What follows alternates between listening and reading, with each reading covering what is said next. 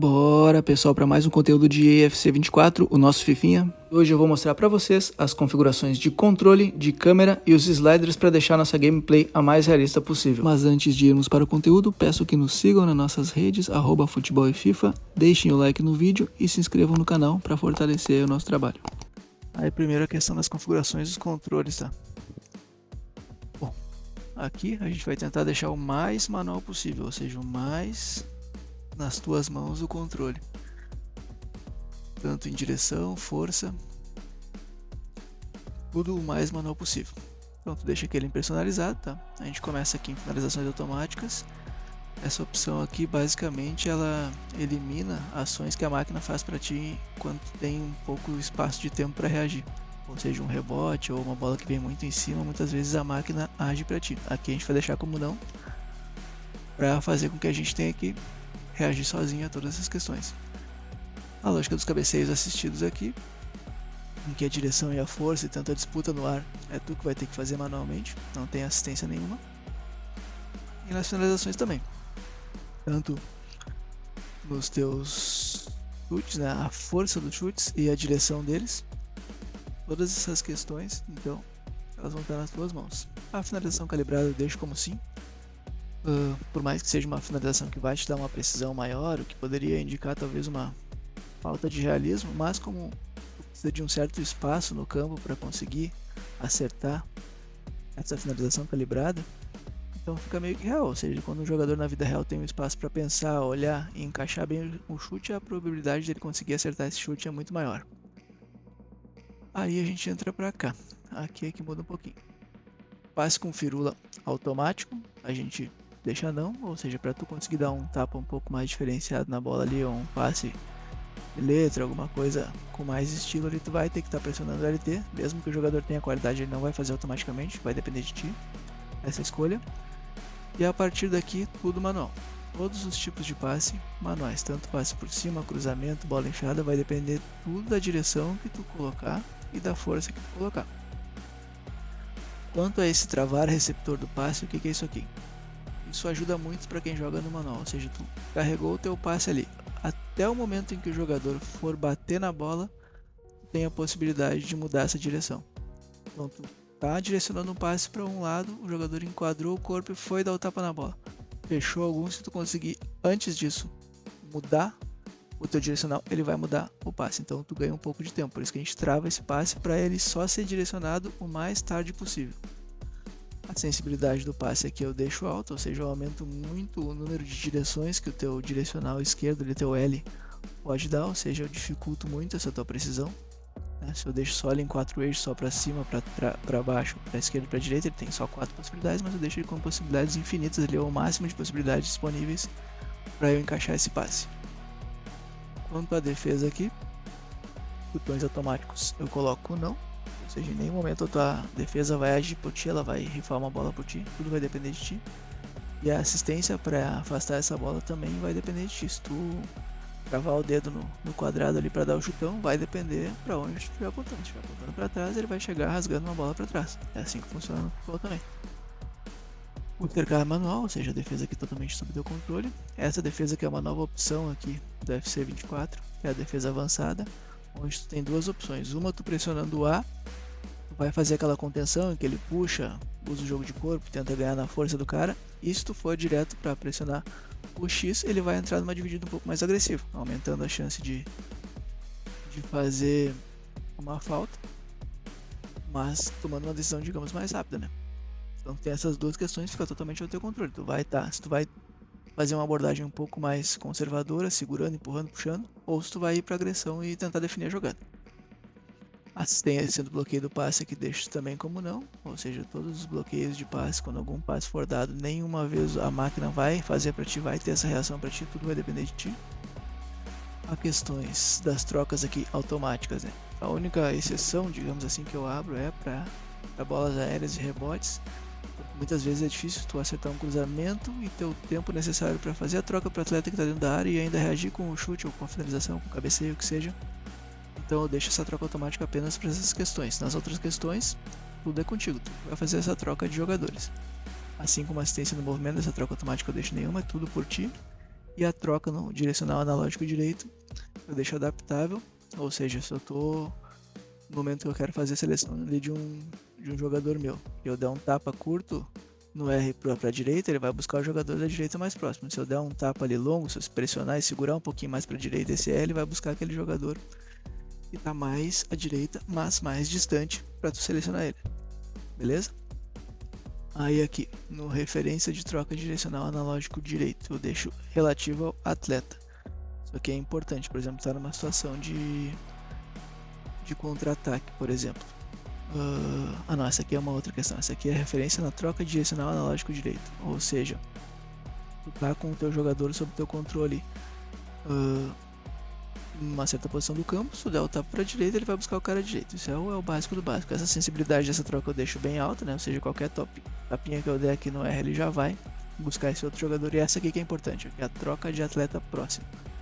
Uma situação que tu tá sem a bola, tá sofrendo um contra-ataque, por exemplo, e o adversário ali quebrou tua primeira linha de defesa, passou pelo teu marcador. E aí tu quer rapidamente trocar pro cara para fazer a ação de controle, né? Ou seja, o defensor próximo que foi quebrada aquela linha, o defensor da próxima linha para agir, né? E muitas vezes tu aperta o RB ali, ou o R1, e tu acaba selecionando o cara que está mais próximo da bola, que teria esse caso aqui, ó. E aí muitas vezes te atrapalha mais, porque muitas vezes a bola está mais perto de um cara que já foi ultrapassado também. Então quando tu deixa do lado do gol e aperta o R1, ele vai priorizar selecionar jogadores que estejam entre a bola e o gol, ou seja, jogadores do teu setor defensivo. Isso aumenta a tua possibilidade de conseguir fazer essa marcação. Aqui na questão do travar atleta, que eu até uso pouco, mas eu acho interessante, que é aquela questão em que tu pressiona o L e o R e fica com o cara que não tá mais com a bola, ou seja, tu dá um passe para alguém, aperta o L e o R, tu vai ficar com o cara que não tá com a bola e vai se movimentar, buscar o espaço para receber esse passe que viria da máquina. Eu uso pouco, mas eu acho que não é algo que comprometa. Beleza? Aí, aqui na troca de ícone, eu deixo obviamente como assim, né? E aqui na condição eu tiro a condição ágil contextual daqui, porque eu acho que ela não é um movimento muito realista, mas acho que não interfere muito nessa questão de deixar o jogo mais real. Não é uma coisa que eu não me agrada muito visualmente, não acho muito interessante, não acho que se aproxime de movimentos reais que aconteçam no campo, então eu tiro. Mas aqui eu acho opcional. E a condição orbital eu deixo sim, que é aquela condição que tu consegue girar em torno da bola sem tocar nela, isso aí é tranquilo. A questão dos goleiros aqui eu deixo assistido, mas é indiferente, porque isso só vale quando o goleiro está sendo comandado por ti, né? E eu basicamente deixo o goleiro sempre comandado pela máquina. E o pique analógico eu deixo sim, que é aquela opção em que quanto mais vezes ou mais firme tu aperta ali o RT, tu vai acelerar cada vez mais, beleza? Nas configurações da partida aqui eu deixo a padrão, que é 6 minutos. Tem gente que gosta de jogar com um tempo maior, eu acho ok também, mas eu me adaptei, sempre joguei com 6 minutos, então pra mim isso é tranquilo. A dificuldade aqui tá lendária, mas sempre lembrando, quando a gente começar o modo carreira lá, a gente vai jogar no Ultimate, que tem só dentro do modo carreira, que só tem iniciante, lendário, internacional, então aqui fica no lendário. O modo competitivo eu deixo não, porque quando tu deixa assim aqui, ele acaba simulando movimentos que jogadores do modo online ou do modo competitivo fazem, e esses movimentos muitas vezes não são reais, então eu deixo como não, deixo padrãozinho. A dificuldade adaptativa também não, que é aquela questão de alguns jogadores elevarem seu potencial quando controlados pela IA, eu acho que não faz sentido. O jogador, cada um tem o seu padrão, tem o seu over normal, que foi estipulado pelo jogo. Aqui da questão das qualidades, eu deixo como padrão, que é aquela questão de quando tá na posição correta ali, tu vai ter o over sendo potencializado ao máximo. Quando tu troca um cara de posição, uma posição que não tem nada a ver com ele, ele vai perder rendimento ali naquela posição como em qualquer jogo. Deixar no clássico, ele vai ficar com o over sempre igual, independente da posição que ele está. Eu prefiro deixar no padrão aqui. A questão da velocidade, isso é uma coisa que eu não abro mão, tem que ser lento para o jogo ficar mais cadenciado ali e o mais próximo do real possível. E aqui a partir daqui eu deixo a bola sempre padrão, né, que é a bola que depende da competição, né? A bola vai ser a padrão da competição que tu estiver disputando, e as substituições rápidas eu deixo ocultado porque não é uma coisa que eu utilizo. Na câmera eu prefiro a tática e acho que ela influencia também nessa visão de um jogo mais realista, não pela distância em si, mas é quando tu aproxima muito a câmera, principalmente desse FC24, tu vê muitos erros e muitos movimentos que não são realistas, então deixar ela um pouco mais distante, ter essa visão um pouco mais global e um pouco menos aproximada do campo, deixa uma noção de um jogo um pouco mais real. Quando tu aproxima muito, acaba aparecendo muitos defeitos do jogo, né? Aqui não interfere nada pra gente, tem clubs e snapset também, multiplayer também não interessa, do goleiro também não. E aqui eu dou uma ajustada nas configurações da câmera, eu coloco personalizado, ou seja, aquela câmera tática eu deixo ela um pouco mais alta, ou seja, eu deixo ela um pouco mais vista de cima e dou o zoom total também. E também bastante foco nas laterais, ou seja, quando o jogo estiver invertido do lado que está mais distante da nossa visão, ele vai dar uma aproximada lá. A velocidade essa aqui eu deixo a padrão, né, que é a velocidade que a câmera acompanha a bola. E deixo também um zoom na grande área ali, um pouco maior não, ele deixa ele completo, né? Que é quando a jogada está dentro da área, dá uma aproximada ali pra gente poder ter um nível de detalhamento maior, que é quando o jogo se decide ali, quando a jogada está dentro da grande área. E não muda nada pra gente. E o zoom do super chute eu deixo, mas é diferente, que é quando tu encaixa lá o chute potente, ele dá uma aproximada na câmera. Eu acho interessante deixar, não acho que altera grandes coisas. Aí entrando aqui no visual, eu prefiro deixar sempre o nome do jogador em cima ali, acho que é interessante saber. É difícil às vezes até pela câmera tática tu conseguir identificar pelo número do jogador ou pelas características físicas ali dele, então eu deixo o nome sempre aparecendo para ter uma noção de quem tá com a bola, isso interfere muito no movimento que tu vai fazer. Aqui não interfere muito pra gente, as questões aqui são mais pessoais, como tu gosta de ter a visualização ali do teu tempo placar.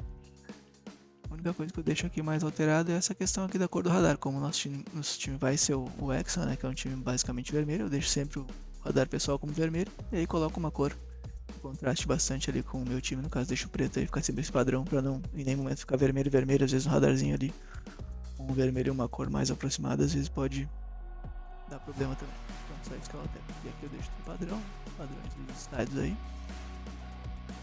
Basicamente aqui é isso. As regras, contusões, impedimentos, cartões, obviamente que sim. Aqui infelizmente a gente tem que tirar os pênaltis porque estraga muito o jogo. Gostaria que tivesse toque de pênalti ou toque na mão dentro da área para ter esses pênaltis que acontecem muito na vida real, né, de toque de mão. Só que quando tu deixa ele ativado no FIFA fica muito qualquer raspada aleatória no braço, ele não tem como identificar, né, uma ação, uma intenção do jogador, então qualquer raspada no braço ele acaba marcando pênalti. Dá até pra perceber que nesse FC 24 os jogadores colocam a mão pra trás dentro da área e tal, mas muitas vezes tu não tem controle sobre isso e aí acaba avacalhando o jogo. Mas quem tiver coragem aí de jogar com sim também dá pra deixar. E o rigor da arbitragem eu deixo padrão, até daria pra deixar um pouco mais rígida pra ter mais falta, que eu acho que é uma coisa realista, mas eu deixo padrão porque já tá tendo bastante falta, a arbitragem já tá marcando bastante infrações ali, então acho que o padrão já tá suficiente. No áudio aqui eu deixo a narração em inglês porque eu jogo com o Exxon, né? Mas eu acabo deixando tanto o repórter de campo quanto o volume da transmissão baixo porque eu jogo só com o som ambiente do estádio. E aí uma coisa que interfere nesse som ambiente do estádio é isso aqui, ó. Esse além da transmissão. Se tu deixa como não, ele fica o padrão. Se tu deixa como sim, ele te deixa mais imerso ainda na questão do jogo ali da torcida, né? Tu escuta muito mais o som da torcida e tal, fica uma imersão muito maior do estádio. E agora entrando aqui no mais importante, que é a questão dos sliders aqui, né? Os controles pessoais e controles da máquina. Basicamente aqui é o seguinte, como a gente deixa tudo manual, a gente em tese diminui a nossa capacidade de acerto, a gente vai errar muito mais, a gente vai deixar o jogo mais real nesse sentido, onde o erro acontece muito mais, é muito mais difícil tu enfiar uma bola, por exemplo, nas costas da zaga, tu acertar um passe, ou tu ficar trocando passes com a zaga sem ter um certo receio de errar um passe e entregar uma jogada mais próxima do gol. A gente aumenta essa nossa dificuldade de finalizações também, de fazer os gols, de acertar o gol com mais precisão. Então, para esse jogo ficar mais real, não basta só a gente estar assim, a gente tem que conseguir diminuir um pouco essa capacidade da máquina também. Senão a máquina fica muito precisa, ela troca passes com muita velocidade, acerta um chute no ângulo e acabou o jogo e não tem graça nenhuma. Então a gente vem aqui, principalmente nessas 6 primeiras opções aqui, ó, e a gente dá uma mexida maior na máquina. O que acontece? A velocidade e a aceleração que a máquina imprime, muitas vezes ela é muito maior do que a tua capacidade de reagir. Então, eu já testei isso bastante, não tem diferença quando tu e a máquina colocam lado a lado num pico, por exemplo, não vai fazer tu ficar mais rápido que a máquina, nem tu se acelerar de maneira mais rápida, dando essa leve baixada aqui nesses itens de 50 para 40 e de 50 para 45 aqui. Se tu deixa 50-50 aqui, a máquina simplesmente passa o carro por cima de ti na velocidade, então a gente precisa fazer esse ajuste. A questão do erro das finalizações da máquina aumenta um pouco, né? Porque a máquina é muito precisa quando tá, principalmente no nível Ultimate, que a gente vai jogar, ela é muito precisa. E aí eu dou essa aumentada aí pra errar um pouco mais as finalizações, pra máquina não ter tanta precisão.